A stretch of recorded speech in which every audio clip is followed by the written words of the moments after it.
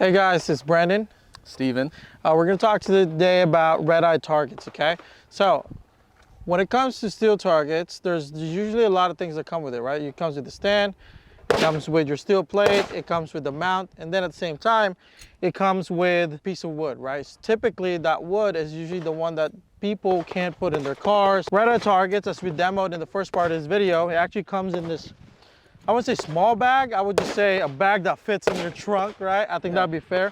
Has a lot of things. It has extra stuff on it because the screws do get shot out eventually. And it has a little spot right here for your paint, right? If you need to paint it up. So, and at the same time, it's already angled. I don't know if you guys can see. It's already angled a certain way so that the rounds are deflecting. Majority of it is AR-550, right? And what I mean by that is that there are certain parts in this that doesn't need to be AR-550 in order to be a little lighter. So for example, obviously this is rated for rifle. The back one's rated for rifle, but there are certain parts of this bar that's not rated for rifle. It's a really good target, super portable, easy to set up, and at the same time, they're good guys at Redeye Targets. So say hi to Betty. So we'll talk about the benefits of using a steel target, right? Yeah, we'll talk about Redeye Targets, and we have USCCA targets all the way out here. What's the benefit of one versus the other, right? Personally, I like shooting paper, right? I know it's contrary to popular opinion, but I like paper. It keeps me honest, okay? At the same time, which we'll demo later on, or maybe a video later, you're not gonna get a physical response, right? You're not gonna get dinged when you shoot somebody in real life, okay?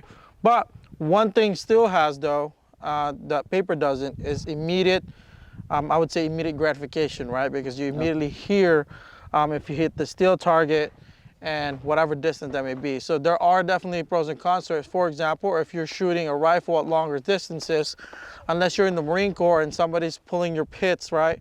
Or putting your target up and down and checking it for you, you would have to, let's say you're shooting 500 yards, you shoot your rifle. If you only have a paper target, you would have to walk down, right? At close distances, if you guys are doing maneuver drills, right? You're going around cars, doing whatever you want, shooting and moving, then instant gratification, getting that bing is definitely good. I personally like shooting paper, Steven. I like shooting steel and paper. Yeah. I got it. Don't pick one. Got it. Steven has zero opinion, but it's fine. I like both. There's no problem with that. I like paper. It keeps me honest, right? The target's a little bit more precise. The target's a little smaller.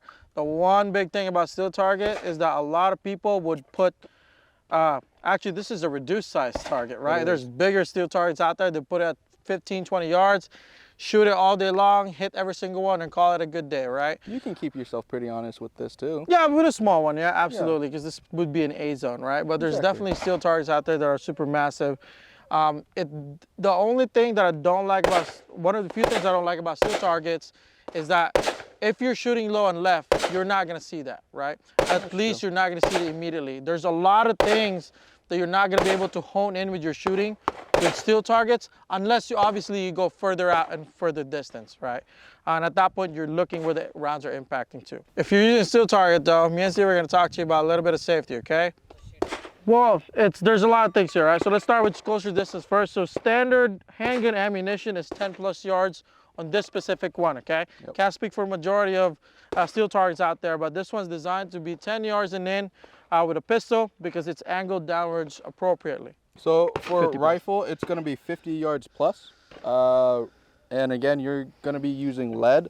No 62 grain, no green tips. That will be able to ping the steel. Yeah, so this one's designed to be 50 yards plus. I know there's targets out there that's a little closer.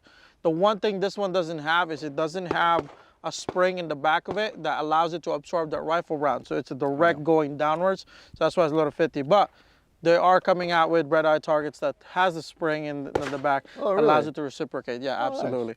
But for this one, the sticker says 50 yards. So, and then shotgun, 10 yards and plus with a buckshot, and then lead, I believe it's 50 yards as well.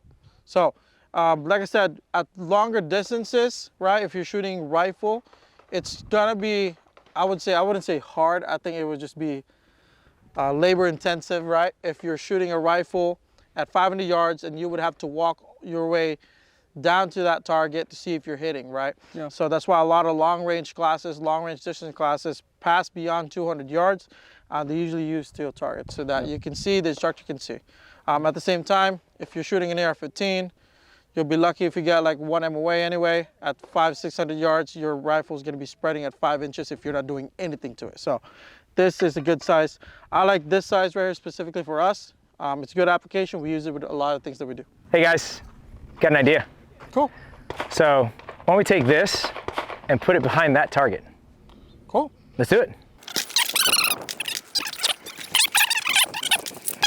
Put it right there.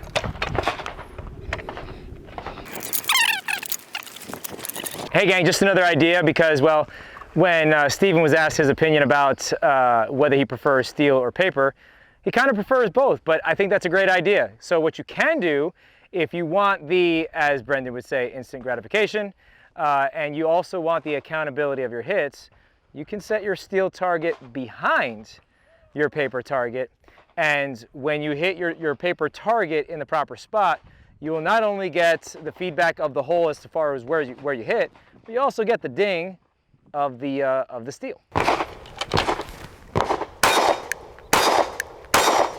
So now, not only do you get your accountability of your hits, but you also get the feedback of the steel. Good? Yeah?